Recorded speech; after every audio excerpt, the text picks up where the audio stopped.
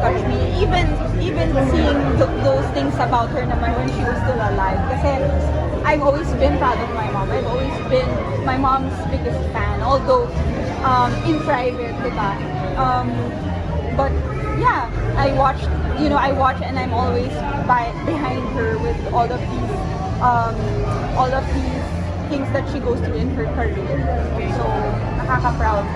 So, nanggaling naman siya for Opo. Yeah, well, nagkataon lang kasi I came to Manila to be with my family for her 40 days. And then, this happened just days after that. So, naghintay na lang ako, stay na lang ako para maka-attend at matanggap yung parangal para sa akin. How are you now? Medyo Mahirap syempre, pero kailangan tanggapin. Slowly, I hope maybe I will get there. But I know that she's proud of me. I know that she loves me and her grandchildren. And so I will just focus on the good things. I will focus on my family. Ellie especially. Kita namin. Your boy and girl. Kumusta sila now? Nakakatuwa na parang nakaka-touch na yung dalawa kong younger children, which is si Milo and si Noah, without having to explain, parang naiintindihan nila yung sitwasyon. Pero parati rin nilang hinahanap si nanay. Parati kasi kami nagpamanila, so parang tataka sila, nasan si nanay? Or pumunta ba tayo sa bahay ni nanay? Pero feeling ko ngayon parang medyo naiintindihan nila somehow, which is weird, like kasi bata pa. But I'm proud of Ellie, who is now 12 years old, because mas deeper na yung understanding niya doon. I do know that she's sad and grieving, but she's very strong. And it's nice to see and hear the nice things that she says to remember my mom. So, natago mo ba yung mga trophies na na-receive niya throughout her career? Yes, nakatago lang yun sa bahay niya. So, syempre, ayusin ko lang yun.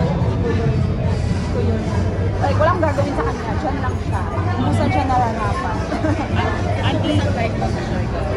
I mean, all the business, you have to share. Okay naman, masaya. Yun nga lang, sayang nakarating si nanay. Pero, nandun na ang buhay ko. Yun na ako. I love my life there. And I'm just happy to be with my family.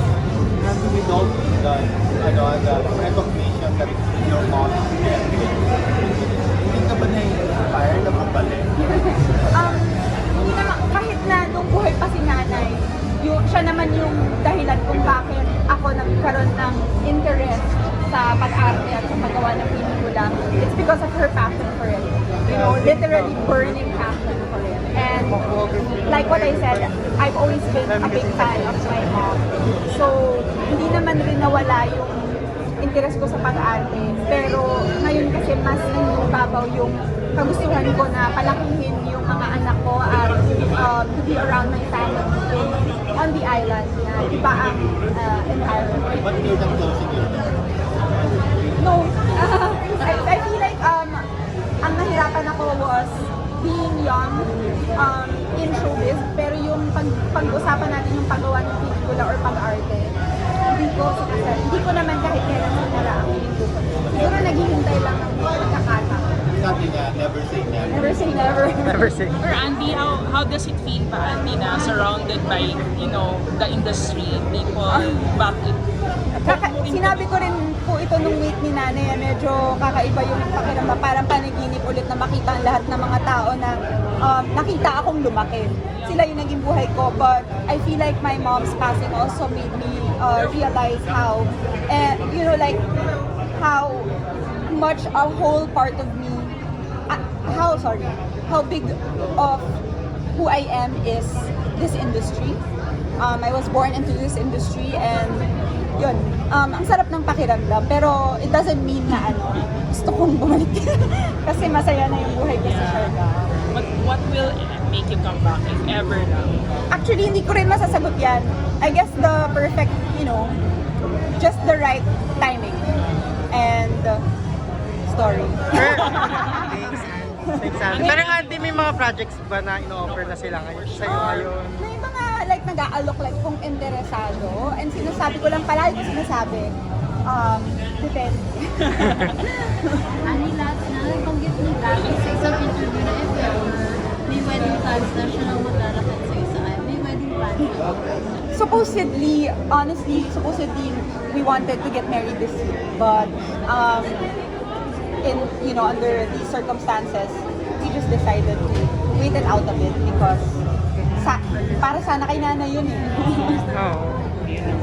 Thank you. Thank you so much. Andy, thank you ah. Thank you.